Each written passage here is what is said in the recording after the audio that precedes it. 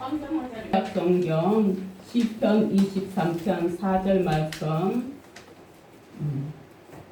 구약성경 23편 4절 말씀. 자, 우리 다 합독으로 하겠습니다. 페이지 수 818페이지 시작. 내가 사망의 엄침한 골짜기로 다닐지라도 해를 두려워하지 않을 것은 주께서 나와 함께 하시니라. 주의 지팡이와 막대기가 나를 안위하시나이다. 아멘. 능력의 하나님이 능력의 일하심을 믿으며 이 시간도 성령 하나님께 맡겨드리며 귀한 말씀으로 우리에게 은혜를 더하실 것을 믿으며 예수님의 이름으로 기도합니다. 아멘. 오늘 제목이 예수님은 누구신가? 예수님은 어떤 분이신가? 우리는 잘 알지요. 예수님이 어떤 분이세요? 십자가에서 못 박혀 돌아가신 분. 왜 죽으셨어요? 나를 구원하기 위해서. 죽고 말았어요? 아니죠. 3일 만에 다시 살아나시고. 살아나시기만 했어요? 하늘로 승천하시고 가신 그 모습 그대로 재림하신다는 것. 예수님은 이런 분이잖아요. 우리가 다 알지요. 그런데요, 이 예수님, 나를 위해서 존재하고 계시는 예수님, 이분을 믿고 살아가는데도요, 우리가 인생을 살다 보면 피할 수 없는 현실이 찾아올 때가 있습니다. 그 현실은 좋기만 하지는 않습니다. 어렵고 힘들 때도 있어요. 오늘 본문 말씀은 다윗의 인생을 말씀하고 계시는데요. 이것이 오늘날 바로 지금 이 시간 현재 살아가고 있는 우리 각자 개개인들의 말씀이라는 걸 기억해 주시기 바랍니다. 다윗은 양을 치는 목자였고요. 푸른 초장뿐만 아니라 맹수가 도살이고 캄캄한 엄침한 골짜기를 지나야만 했습니다. 우리의 인생에도 질병, 실패, 관계의 어려움 등 예기치 못한 고난과 시련의 골짜기가 찾아옵니다. 그러나 우리 예수님이 누구십니까? 방금 말씀드린 십자가에서 돌아가신 분, 살아나신 분, 3일 만에 부활하신 분, 하늘 승천하신 분, 예, 맞아요. 우리가 주를 믿기만 하면 이 모든 것을 해결해 주시는 해결사가 되신다는 거예요. 누가? 예수님이. 반드시 근데 믿음을 가지고 찬양을 드리고 기도를 드리고 말씀을 의지할 때 해결이 되는 것입니다.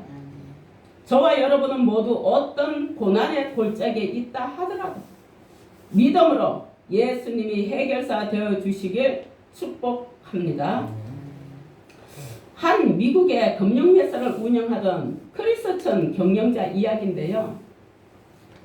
이 경영자는 100년 전통을 가진 가업을 이어받아서 정직하고 신뢰를 가장 중요하게 여기면서 성실하게 회사를 성장시켰습니다.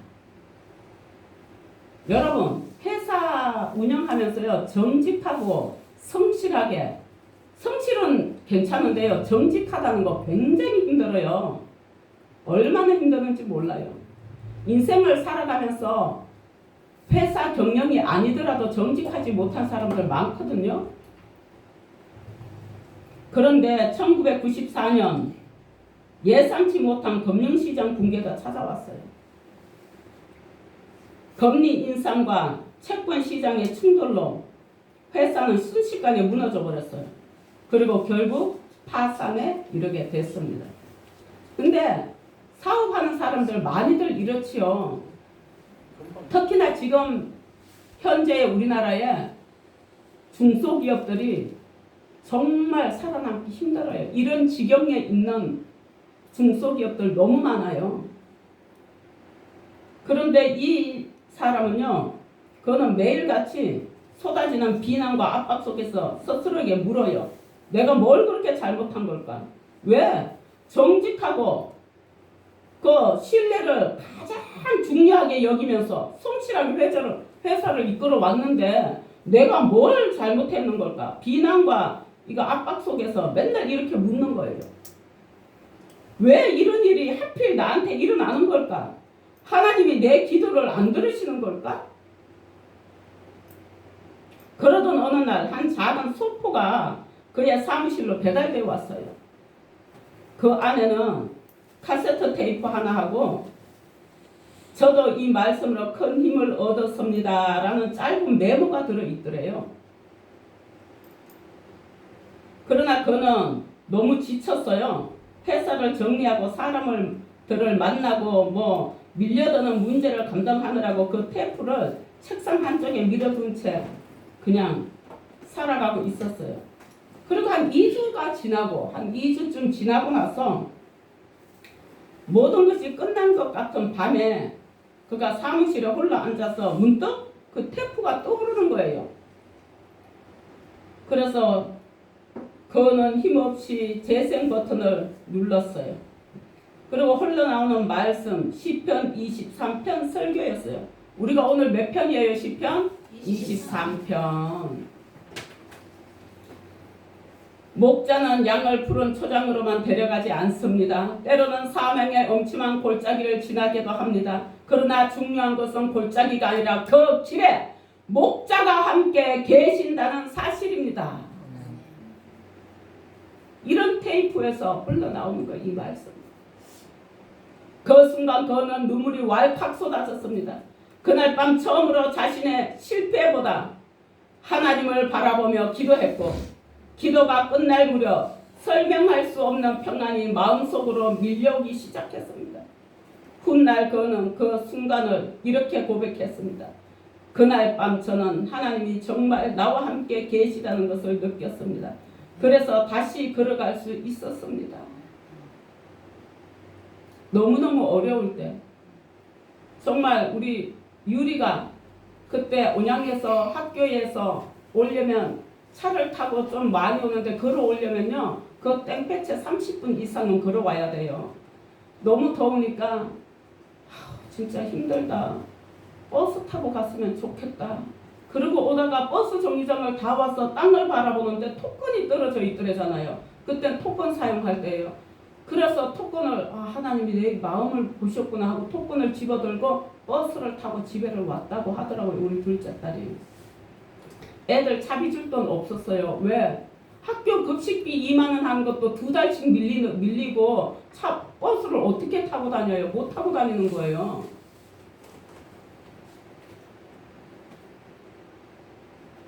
그렇게 하나님 우리의 마음을 아세요. 다 보고 계세요. 내 마음이 얼마나 주님 앞에 간절하냐가 중요합니다, 여러분. 시편 23편 오늘 4절을 읽었는데요. 1절과 2절에는 여호와는 나의 목자시니 내게 부족함이 없으리로다. 그가 나를 풀밭에 누이시며 실만한 물가로 인도하시는다. 시편 23편은요. 다 외우시는 분들이 거의 많아요. 예수 믿는 자들이면은 외우시는 분들이 많습니다. 짧기 때문에. 우리는 종종 여호와는 나의 목자시니 내게 부족함이 없으리로다 라는 말씀을 현재의 풍요로움으로만 생각해요. 근데 하지만 다윗은 광야와 도망자의 삶 속에서도 이 고백을 했다는 걸 알아야 합니다. 이 말은요, 지금 당장은 광야를 지나고 있을지라도 목자 대신 하나님이 끝까지 나를 인도하실 것이기에 미래는 하나님의 손안에 있다는 믿음의 선언입니다. 아멘. 아무리 어려운 가운데도 여호와는 나의 목자시니 내게 부족함이 없으리라. 광야는 누구에게나 두렵습니다. 앞이 보이지 않아요. 손에 잡히는 것도 없어요. 지금까지 붙들고 있던 것마저도 흔들릴 때 우리는 쉽게 원망을 하게 되죠.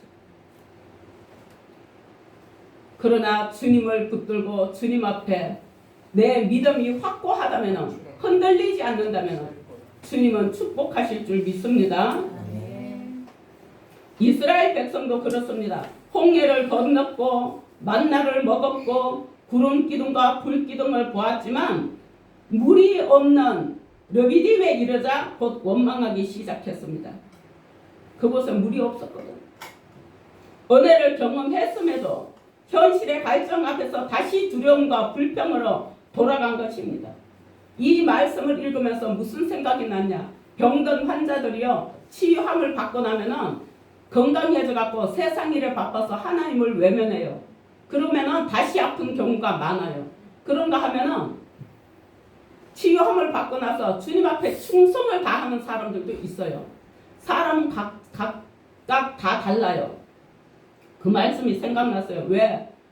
불기둥, 기름기둥, 구름기둥 만나를 내려서 먹었고 다 경험했는데 애굽에서 나올 때 10가지 재앙 가운데서도 주님께서 지켜주셨고 홍해를 갈라서 건너왔잖아요. 그런데도 불구하고 물이 없으니까 원망을 하는 거예요. 인간이 이래요.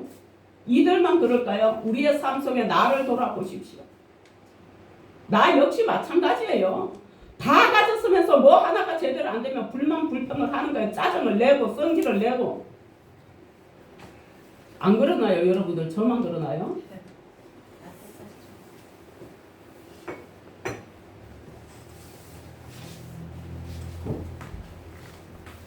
그런데 광야는요 하나님께 버림받은 자리가 아닙니다.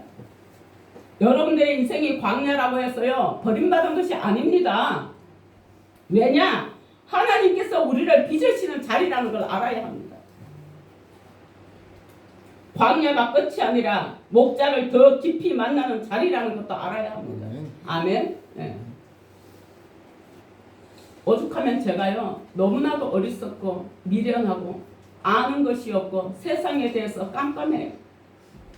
우리 아들이 나의 인생살이의 선생으로 다녀갔구나. 아들이 나의 선생으로 다녀갔어요. 세상을 알게 하는 선생으로 다녀갔어요. 그 아이로 인해서 예수를 진심으로 믿게 돼요. 예수를 제대로 만나게 했어요. 그 전에는 제대로 만나지 못하였습니다. 뭐 방문한다고 뭐 예수를 제대로 만났다고요? 그렇지는 않아요. 저 방은 18살 때 받았어요. 결혼하고도 제대로 안 다녔고 막 그랬어요. 왜 그랬게요? 너무 어렵고 힘들었어. 제가 아가씨 때 개봉동에서 교회를 다녔고 결혼하고도 그 교회를 다녔고 원종동으로 결혼하고 이사를 왔는데 원종동이 아니지 양평동으로 이사를 왔는데 양평동에서 개봉동 가는 버스 한 코스면 가는데 그때 차비가 110원이었는지 100원이었는지 모르겠어요. 그 돈이 없어서 못 다녔어요. 교회, 동네 교회라도 나가면 좋잖아요. 안 나갔어요. 그게 믿음이 있는 건가요? 없지요. 없어요. 믿음이 없는 거예요. 제대로. 그런 적도 있어요. 그러게 사람은요. 우리는 광야가 주님을 만나는 자리라는 걸 알아야 돼요. 이스라엘 백성들은요. 원망했지만 이스라엘 백성들의 지도자가 누구였어요? 모세였죠. 모세는 하나님께 부르짖었어요. 백성들은 문제만 바라봤지만요. 모세는 하나님께 시선을 돌렸습니다. 여러분들 인생의 광야에서 문제를 바라보지 마시고 하나님을 바라보시기 바랍니다. 왜? 그 문제를 해결해 주실 분은 누구예요? 하나님이십니다. 예수 그리스도이십니다. 그리고 하나님은 반석에서 물을 터뜨려 주셨습니다. 어디에? 러비딤에. 러비딤에 갔는데 물이 없어요. 그러니 이들이 원망을 하는 거예요. 그때에 모세가 그 원망의 소리에 귀 기울이지 않고 그 물 없는 것을 바라보고 있는 것이 아니라 주님께 기도하며 주님을 바라봤어요. 그러니 주님께서 그 물을 주셨어요. 출애굽기 17장 6절에 보면은요. 내가 호렙산에 있는 그 반석 위 거기서 내 앞에 서리니 너는 그 반석을 치라. 그것에서 물이 나오리니 백성이 마시리라. 모세가 이스라엘 장로들의 목전에서 그대로 행하니라. 반석이 뭐였어요? 큰 돌. 그걸 모세가 가진 지팡이로 때리니 물이 났어요. 그거 누가 할 수 있어요? 여러분, 저 어디 냇물을 어디 물 흐를 만한 곳에 가서 땅을 파야 물이 나오지. 아니 돌을 쳐갖고 물이 나오는 거 들어나 보셨어요? 성경에서나 들었지 어디서 들어요? 하나님의 역사고 하나님의 능력이십니다. 놀라운 것은 하나님은 기적보다 먼저 임재를 약속하시며 그가 그 반석 위에 내 앞에 서리니 라고 말씀하셨습니다. 문제를 해결해 주시는 것보다 먼저 내가 너와 함께 있다는 것을 알려주십니다. 우리가 문제 있으면은 해결해 줄 수 있는 사람을 찾지 않습니까? 그리고 해결할 수 있는 일을 찾지 않습니까? 그런데 그것이 찾으려면 그 자리에 무언가 있어야 하는 거잖아요. 그러듯이 주님이 그곳에 계신다는 거예요.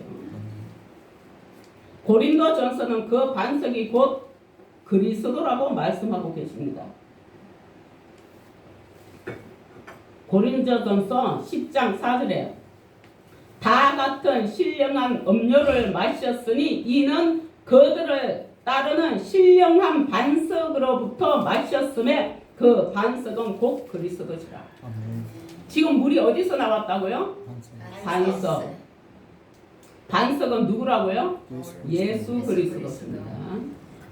사실 우리의 가장 깊은 갈증은요, 환경 때문만이 아니라 하나님 없이 살아가려는 그 영혼의 목마름 때문이거든요. 환경이 좋은데 우리들이 사람들한테 그러거든요. 세상에 가질 거 다 가지고 돈도 많고 뭣도 많고 뭣도 많은데 불만 불평할 것이 뭐가 있고 저 정도면 나 같으면 춤을 추면서 감사하게 살겠다. 왜 뭐가 부족한 거야? 뭐가? 그러는 사람도 있어요 없어요? 있어요. 영혼의 목마름입니다. 환경 탓이 아니라 영혼의 목마름입니다. 영혼의 목마름을 세상 사람들의 그 인정받고 성공하고 돈, 쾌락 이런 걸 가지고 마음을 채우려고 하지만요. 터진 웅덩이처럼 채워도 금세 세어버리고 다시 허전해지는 게 세상 것입니다. 하지만 반석 대신 예수님께 나아가면 달라져요. 무엇이 달라지냐고요? 요한복음 4장 14절에 보니까 내가 주는 물을 마시는 자는 영원히 목마르지 아니하리니 내가 주는 물은 그 속에서 영생하도록 솟아나는 샘물이 되리라. 아멘. 예수님이 주시는 물을 마시면요, 환경이 당장 바뀌지 않아도 마음에 설명할 수 없는 평안이 찾아옵니다. 이 물은 뭐야? 말씀입니다. 말씀. 광야 한가운데 있어도 생수가 흐르기 시작하는 거예요. 내 마음에 평안이 찾아오고 생수가 흐르는 거예요.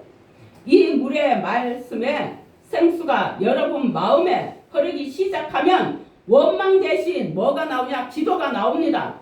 불평 대신 뭐가 나오냐? 찬양이 나옵니다. 두려움 대신 뭐냐? 하나님에 대한 신뢰가 자라가게 됩니다. 이것이 믿음입니다. 예수 믿는 믿음이 충만하시길 바랍니다. 로마서 10장 10절에 보니 마음으로 믿어 의에 이르고 입으로 시인하여 구원에 이른다고 말씀하셨습니다. 여러분 마음에 믿음을 입으로 시인하시는 것을 많이 하시고 예수님이 주시는 복 많이 받으시길 축복합니다. 지금 나의 삶이 사망의 엄침한 골짜기처럼 막막하게 느껴지시나요? 우리의 힘이나 지혜가 부족해서 낙심될 때도 있지요. 목자 대신 주님께서 내 곁에 계신다는 것을 신뢰하시기 바랍니다. 그럴 때 주님이 우리를 붙드시고 도우시고 함께 하시며 해결하시고 인도해 가시는 줄 믿습니다. 주님이 쥐고 계신 지팡이와 막대기가 나를 평안과 승리의 길로 인도하심을 믿고 의지하시길 축복합니다. 그러므로 오늘도 인생의 메마른 자리에서 다른 것으로 목마름을 채우려고 하지 마시고 반석 대신 예수님께 날마다 나아가 생수를 마시며 광야의 과정조차 은혜로 통과하시는 복된 삶이 되시길 축원드립니다. 기도하겠습니다.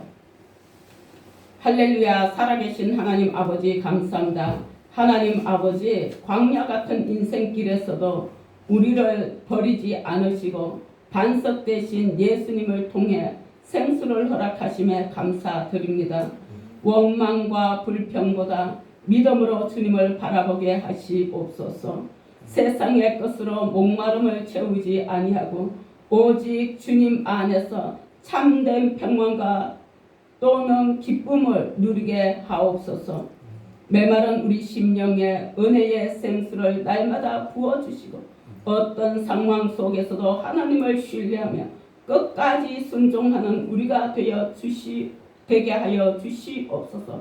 성령 하나님께서 우리와 동행하여 주심으로 원망 대신 기도를 하고 불평 대신 찬양이 살아나고 두려움 대신 하나님에 대한 신뢰가 되어서 우리의 마음에는 늘 주님을 믿는 마음으로 입으로 예수 믿음을 하나님 시인하고 나의 병이 나았으므로 하나님 입술로 시인해서 입에 말이 하나님 씨가 되고 입에 말이 하나님 능력이 되고 입에 말의 권세가 있사오매 나음을 입는 은혜가 있게 하여 주시옵소서.